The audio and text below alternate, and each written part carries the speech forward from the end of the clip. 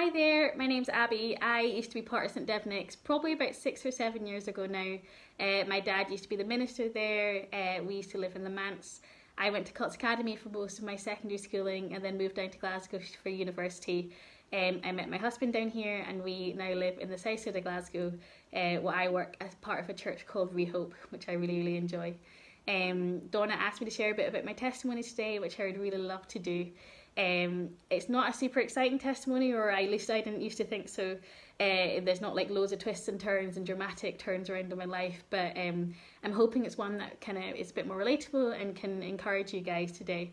So I grew up in a Christian home. Both my parents are Christians. They love Jesus. They used to read us the Bible before we went to bed. They taught us how to pray. They talked about God pretty much all the time, which was really amazing because it's kind of meant that I've grown up never knowing a moment where I didn't know who God was, or I didn't know that He loved me and that He cared about me. My gran used to sing this song to us when we were younger called "My sheep hear my voice and they know me."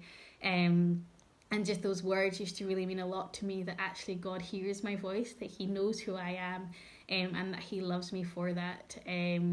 So I used to just really think that was amazing. And then kind of as I grew up, used to kind of just learn more and more actually what that meant. As I got older, I started to read the Bible more, started to pray more, started to realise like actually there is a God that really does love me, that even though I've been going to church since I was born, that actually this stuff is real, and actually there's a God who really does care about me, who really does hear my prayers, and who really does know me and everything about me, which I just find really comforting.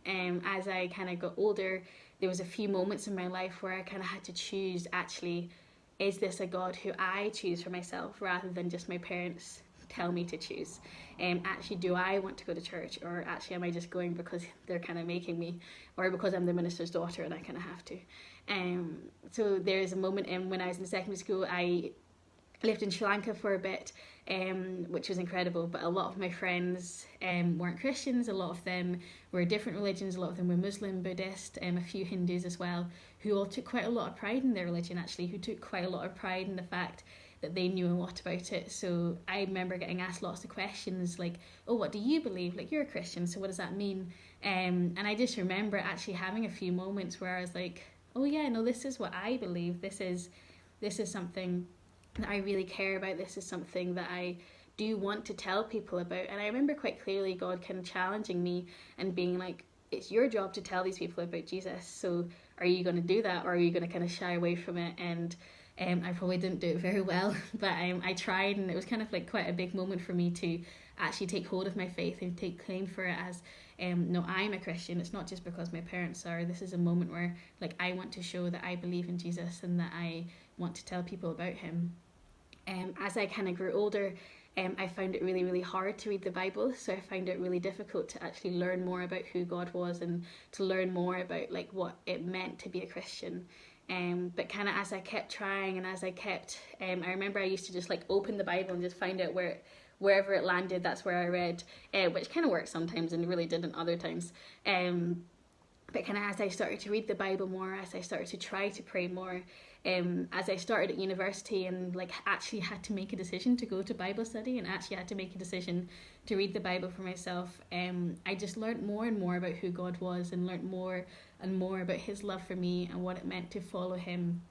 And that actually, like, even though I knew that He sent His Son to die for me and that I'd given my life to Him and then I was saved, that actually that wasn't enough, and like actually there was so much more He asked me to do, and so much more that He asks us to do when we follow Him, and that He loves us so much more, and that He has so much in store for us if we take that step and follow Him.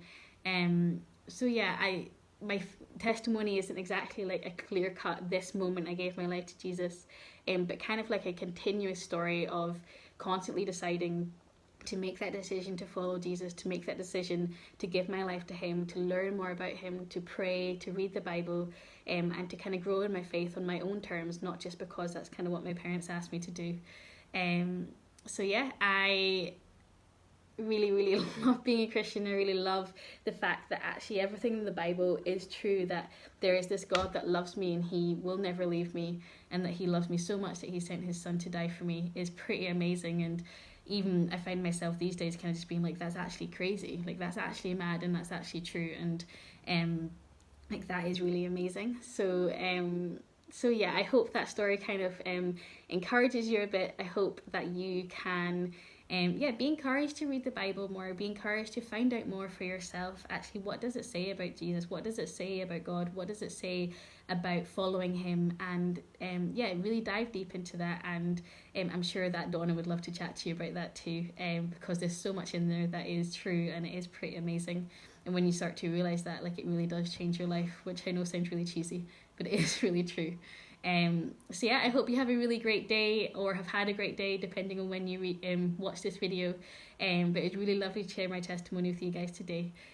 So yeah, I'll see you later. Bye.